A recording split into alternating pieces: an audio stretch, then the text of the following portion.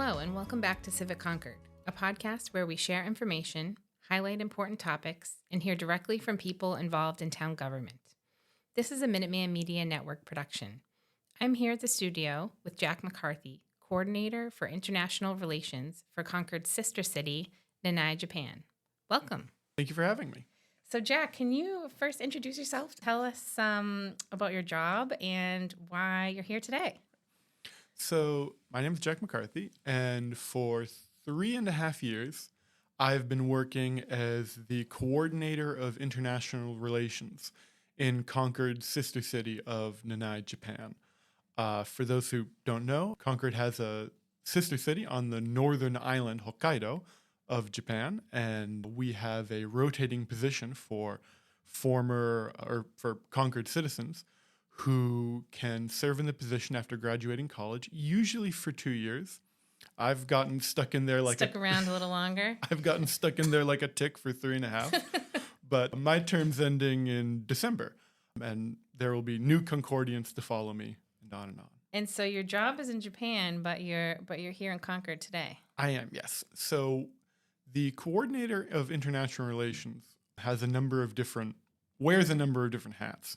And one of them is as the program coordinator for the relationship between Concord and Nanae. And so every year in the fall, I bring a delegation of around 8 to 10 Japanese students, or Nanae students, to Concord. So I'm here with the students right now. Great. And so I went to Japan. I went to Nanae in June with a delegation from Concord. And it was such an incredible experience. Jack and the team in Nanae City Hall showed us around. We stayed with host families and just had a wonderful experience. And I really learned a lot about the Sister City partnership, preparing for that trip and on that trip and seeing the gifts that, Concord has given to the Nanae government over the years. But I think this program's been going on for a long time, and I think it'd be helpful to talk a little bit about the history of this partnership, and also we can talk a little bit about the relationship between Hokkaido and Massachusetts as well. Right.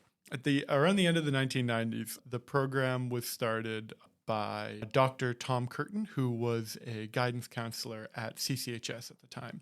Program began, the original delegations were based around the band. And Concord sent its band to Nanae, and we had musicians coming to Concord from Nanae. And that was run by Dr. Curtin as well as by Al Dentino, who was the band director for a long time at CCHS. How did they originally coordinate between each other? So when you say coordinate, you mean the two towns? Yeah, how did they decide they wanted to visit? So the story itself goes that Hokkaido and Massachusetts have had a sister state relationship. And I believe I have my facts straight on this, but if anybody's shouting at their computer right now with different answers, I apologize. We'll fact check you. You can fact check me. But Massachusetts and Hokkaido have been sister states. Mm-hmm. And within that program, Nanae essentially went shopping for a sister city. And they reached out to Concord, and Concord gave the duties of running the program to the Concord and Nanae network, which is the group of volunteers that Dr. Curtin was formerly the leader of for many, many years. So it started with the band, and then it's kind of grown since then. Since then, yeah. So it's, the program is at its core shaped by the people who are a part of it, and it changes as the people change.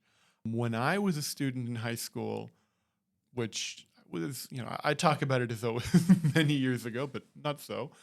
Or I tell myself not so many years ago. When I was a student, it was run by the Sci-Fi Club. Oh. And every 2 years, the Sci-Fi Club ran trips to Japan. And that was about 30 people. And a key part of those trips was always a visit to Nanae. And before that, it was run by the band. And then now, again, we are sending a band delegation in April. And is that a large group? That is a large group. I don't believe the numbers have been finalized now, but it's between 50 and 100 students. And so, that's interesting. I didn't realize that the music kind of connected the two communities. Have you found, I mean, you grew up in Concord, right? Yes. And now you've lived in Nanae for 3.5 years. Are there any values or characteristics that you think Concord and Nanae share? There is a book that was given to me by a former teacher, and it's called Hokkaido Highway Blues. And it's about this guy who backpack or hitchhiked across Japan, all the way from the southernmost tip to the northern island of Hokkaido. And in the books, he has a moment to describe Hakodate, which is the big city near Nanae, and the whole southern Hokkaido area more generally. And though he's very opinionated in the book, and it's an odd read, but he describes that area as a very sleepy town that once stood at the center of history. Wow. Because the history of the region is that it was one of the two ports that were first opened up to the world. And even though it's, not a major city like Tokyo or Sapporo, it still bears that kind of rich cultural history. And I can think of another place in the world that is a sleepy town that once stood at the center of history. That's right. And so I think that they have, in that respect, they have a shared identity. One of the things I found so interesting when I visited Nanae in Hokkaido in the spring was the relationship between the agriculture in the two areas. And we went to some museums and learned from the folks there about so many similar crops being grown as a result of the Massachusetts, I don't know if I'm saying this, as a result of the Massachusetts kind of partnership or influence. Right. Can you talk a little bit about that? Yeah, so some people may know this history better than I would. I'm not a historian. I'm a low-level government bureaucrat. This question wasn't in the prepared questions. So apologies. No. I've done a lot of impromptu tour guide work in Nanae, so I can try to expound on this one. So for many years, Japan was a closed country. We're talking the period before the mid 1800s. That the shogunate closed down the country. No one goes in, no one comes out.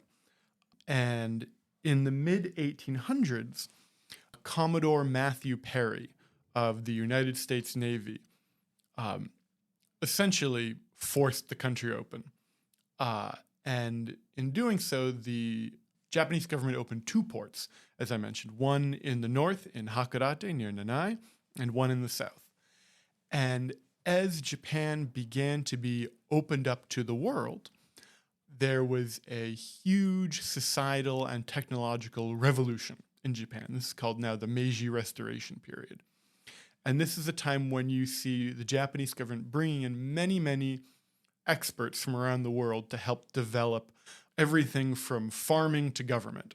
We in Concord have the William Wheeler Center, and in Hokkaido, in the north of Hokkaido, is a clock tower built by the same William Wheeler in the agricultural college where he taught. So there's this rich history between Massachusetts and Hokkaido that began in the Meiji Restoration. And Nanae itself was actually famous in Japan for being the start or the home in Japan of a lot of global agriculture. Potatoes, for example. To this day, still, most of the potatoes grown in Japan are grown in Hokkaido. Wow. Apples, too? Apples, too. Yeah. Apples, potatoes. And what I actually did not know was that there were potatoes in Japan before the Meiji Restoration, but they were not grown as a crop. They were an ornamental plant. Oh. But it was only after that period that they began to be grown for food. Well, thank you. I find that very interesting, the Massachusetts Hokkaido partnership over the years, and now even more kind of local government focus between Concord and Nanae. And I stayed with the host family for 5 days and really developed a strong relationship with the folks I was able to stay with. And I hope to stay in touch for a long time.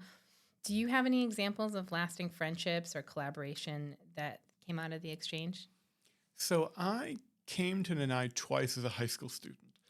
And like you, when I did, I stayed with a host family. And when I came back to Nanae for work as the program coordinator, my boss actually reintroduced me to my host family from, at that point, almost 10 years ago.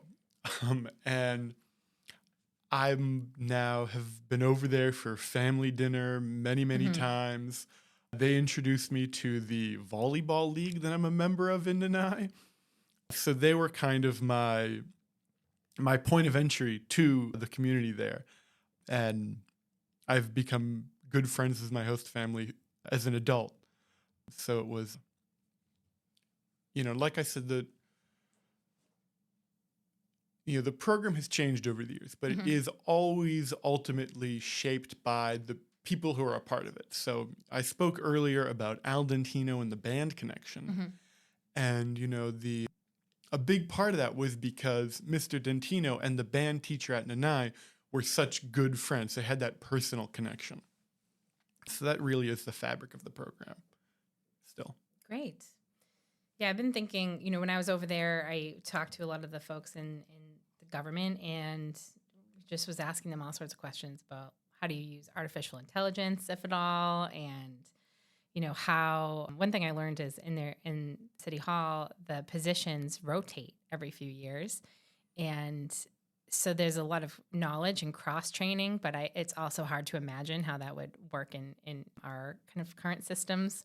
But there's just a lot to learn about how different cultures approach similar problems, because I think a lot of the problems in Nanae, it's a lot of the same things we deal with here. It's not unique in local government. Right. So rotation is a pretty prominent feature of a lot of Japanese civil service. So teachers also will rotate. Subjects. No. They'll rotate schools. Oh. So Same subject, different schools. Same subject, different. So if you pull up a map of Hokkaido, it's huge. But if you're a teacher, there's a chance you can be repositioned from way in the south to way in the north. Imagine you're a teacher in Massachusetts, and you've been working in Concord Public Schools for 3 years, and then you get a call. All right, you got to go to northern Maine. Wow. It's a different system. So I should clarify, the local government the same way. You change your role. So the people I work with now have worked in public works. They've worked in disaster preparedness. They've seen all these different sections of the government. And we actually have people in our local government who come from the prefecture level of government, and they also, but they rotate towns. So we have someone who's been in Nanae for 2 years now, and she may rotate out of our office to some other far-flung town in Hokkaido, and she doesn't know. You might not know this, but what is the training like to get people up to speed on totally different subject matters? So there's a couple different components to this. On the one hand, you will usually be in dialogue with the person you're replacing. Okay. At least I can't speak to other town offices, but certainly in our office, you're being moved in. You start meeting pretty regularly with the person you're replacing. And the other thing I think that, especially with, not so much with the schools, but certainly with the town office, what I think helps make this make sense is that, how do I want to put this? Working with the paperwork and the managerial work and the office work of working in the government is valued as more of a skill than perhaps it might be in America. So when you're moving between the water department or I work in what can be best translated as the policy enactment section of the policy enactment department, which is kind of a potpourri of a bunch of different things, one of them being the program. The things you're working with change from public works to international exchange, but the kind systems of are the same. a lot of what you're doing is bookkeeping, running the financials, and that's viewed as a skill unto itself that you carry with you whichever department you're in. But there also is the idea that if you're working in the town office, you should know what everyone is doing, that nobody is siloed. Yeah, I think that there's a lot to learn from that. I think that's something that's something I'm thinking about. So you've been in your position now 3.5 years. Yes. How was your Japanese when you moved over there? For a very long time, I knew that I wanted this position. Okay. I fell in love with Northern Japan when I went there in high school. I thought about going to Japan all throughout college. So in a very wise, future-focused decision, I studied Arabic and Hindi in college, which is very helpful in Northern Japan. Use it every day. No, I did not. I could read 2 of the 3 alphabets when arrived in Japan, but everything else I've learned on the job.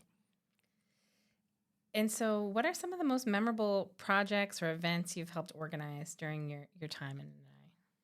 So I would say something that was very impactful for me personally was your trip this June. It was the first time we'd welcomed a real delegation from Concord since the beginning of the pandemic.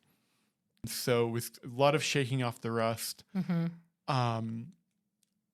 And I think I've mentioned this to you off mic a few times, but I kind of did a lot of eavesdropping when you and the other delegation members were talking to each other about your experience. And I wasn't, if I can talk about it briefly.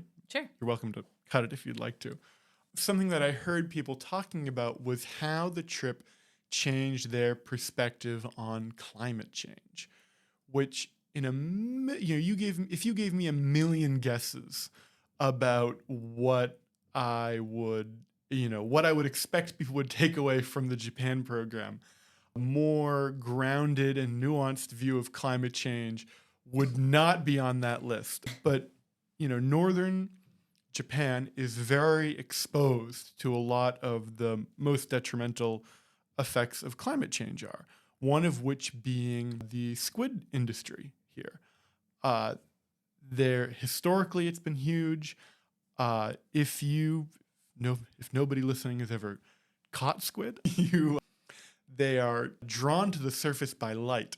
So if you go out on top of the mountain and you look out over the coast, you will see all these pinpricks of light in the darkness of fishermen drawing squid to the surface. So it's this huge industry in the region. But due to the changing climate, the squid move north or die off, and this huge pillar of the local culture that takes place in dances and festivals and kitchens is just fading away to nothing. Yeah, I remember going on the tour in Hakodate, and the squids are included all over the city. Right. They're in manhole covers to public art, and it's a huge part of the community, or it used to be. Mm-hmm. And the fact that they don't even catch any right now because of the rising water temperatures. But yeah, that rising water temperatures, that was really striking to me. And also we were there in June, and I would watch the news or kind of be in the same room with the news with my host family and ask what it was talking about. And they were talking about the record highs in Tokyo. Right. In the extreme heat and how many deaths there were a day. And it was really, it's really upsetting. We have a lot of climate impact, obviously, in our country too, but I think you feel it more in an island nation. And I think the way it was discussed it was, there are so many examples in everyday life that it was coming up. And even visiting City Hall, I think you shared that the building was, Northern Japan is known for snowfall and cold in the winter. It's great skiing out there, I hear. Oh, yeah. And the building was built to keep the heat inside. Yes. And now it's so hot in the summer that it's really kind of backfiring. And so I felt like those examples were kind of piling up throughout the stay. And it was helpful to put it into perspective in the climate work that we're doing in Concord. And we're really doing we're working on a climate action and resilience plan update this year. We just got a big municipal vulnerability grant to work on flooding in our watershed areas. So this is on my mind, certainly. And clearly the folks in Japan are worried about it and trying to mitigate it as well. Mm-hmm. No, you mentioned the building, how the buildings are made, and the one of the big concerns we've had in Hokkaido is up until recently the no air conditioning. It just was not an area that needed air conditioning, and in my first summer there was quite pleasant, I would say. Temperatures were not too bad, but the past 3 summers have been brutal. Yeah. Especially this past summer. And all of a sudden, everyone I know is buying air conditioning units. And it's a meaningful part of the city budget now to put these units into schools, because the Japanese school year runs through the summer. Right. As well as to the town office. It gets pricey. Yeah, it's just the infrastructure isn't cut out for it. Right. And it's a big change. So as your time in your role comes to a close, what are you most proud of accomplishing? How are you kind of thinking about this as you head back to Japan now for the last time as part of this job? I'm sure you'll visit again, but what are you thinking about? On the one hand, I don't feel my time with Nanae is not quite over. Yeah.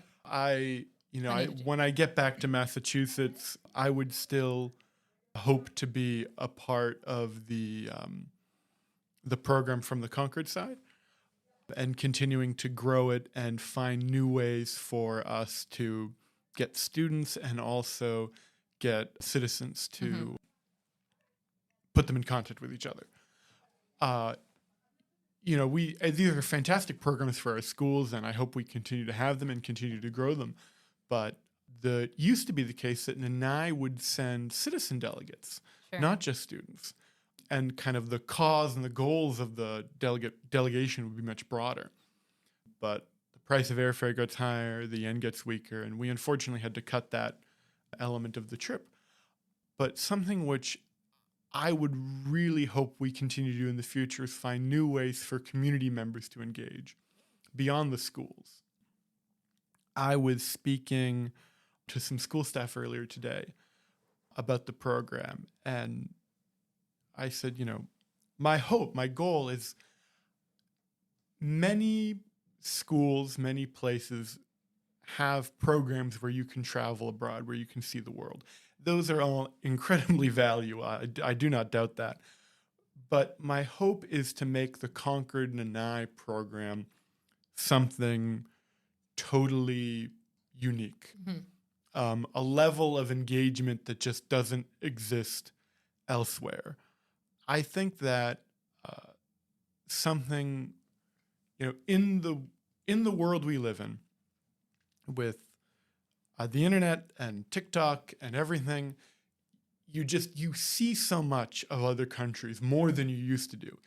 And you'd think that would make us, to use a very corporate sounding phrase, you'd think that would make us better global citizens. But to be honest, as time passes, it's gotten harder for us to find host families, both in America and in Japan. I don't want to be hard on anything, but it seems as though compared to when I was a child, there is less interest in what you might call a casual, personal, local internationalism. Maybe it's become, it's part of this cycle where it's become so available online that people don't feel it's special anymore. Or we went through a period where there was, I joked earlier about saying global citizen was a corporate phrase. Maybe it's just become too sanitized, the idea of international relations at this level, that it's become too much of something you stick in your resume. Or we've said too many times, talked about the value of international friendship too many times, and it's become an empty phrase or something. But I feel there's less interest in that than there used to be, and it makes me sad, and I want it to grow. I want it to come back. Yeah, I think it's a lot of work to be a host family. Oh, yeah. Even though the program tries to, kind of plan the time with probably on both ends. So it's definitely mostly programmed. But there are, you have to think about your family schedule and what you're going to have for dinner and what you're going to do on the weekend. Right. So it definitely seems like a good amount of work, but I wouldn't have had the same experience of Japan if I didn't stay with a family and have breakfast with them every morning. Right. It's a different perspective. It's a whole total. other... I mean, you could stay in hotels and have a total tourist experience, but having kind of this hybrid was incredible. And I hope that the families that are hosting right now are having a great experience and, will want to continue to pursue this in the future, because I think it's really exciting to host people in your own home from another country as well. I should double back and clarify. I don't want to be, down on anybody for their, if life is difficult for them or not being able to host. When I was a student, I wanted to host, and at the time my grandfather was very sick. Yep. My mom had to take care of him, and it just wasn't, we couldn't get the transportation up to be a host family even. So obviously when life circumstances are life circumstances. But something I saw that made me really think about this about a month ago is I saw online, maybe on being sold or something, a copy of one of those old DK eyewitness books. And the title was something like Children of the World. Oh my gosh, I used to read those all the time. And I just got them from the library for my daughters, and they haven't updated them since the mid-'80s, I don't think. Not updated. It's a little bit... it's a very kind of like, it feels very 90s, this kind of wanton optimism about, international relations, and that international relations isn't something that happens at the highest levels of government, that it's something happens between citizens people living their normal lives, that it's something that could happen there. And I don't know if it's been just politicized or people don't think about it or what happened, but I don't feel that energy in the same way. And it's something that I hope we can improve upon together within the sister-city relationship, that we can bring back that sense of the local international, for lack of a better word. Absolutely. I know I was joking when I went over there that when I was in college, I thought maybe my government dreams would involve more international relations at a different level. And now that I've been in my career in local government, I didn't think I would have a chance. Right. And so it was really a dream come true to make those connections. I think we'll probably close out here shortly, but I'd love to hear what you'll miss most about living in Nanae, and any final words for the listeners here. What I will miss most, this is very small bore and very selfish, but since living in Nanae, not selfish, but self-focused. Since living in Nanae, I have learned to love the outdoors in a way I didn't. I've gotten really into hiking. I ran my first marathon this summer. And, I was very much, when I lived in America, I was very much I'll stay inside, I'll play video games, I'll watch YouTube, I will do nothing.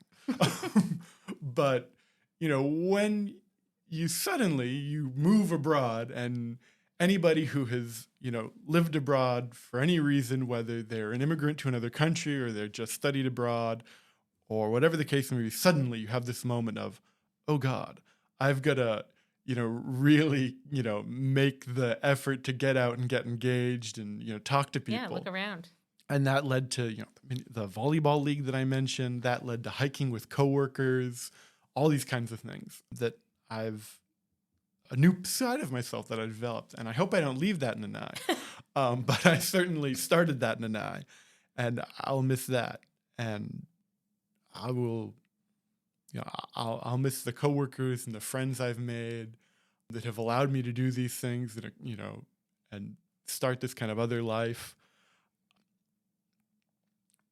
But I will also miss, and I say this to anybody who's considering a kind of role like this, like the one I have, is that I think it's the closest thing you can get in real life to being like a court wizard from a fantasy novel. I didn't expect you to say that. Being, well, if you're the translator / tour guide / international program director, assistant director, suddenly you have access to all of these things that you are the only person they can go to you for. You wear a lot of hats. Yes, and people will come up to my boss and I from other departments saying, we're making this guidance for foreign residents of Nanae.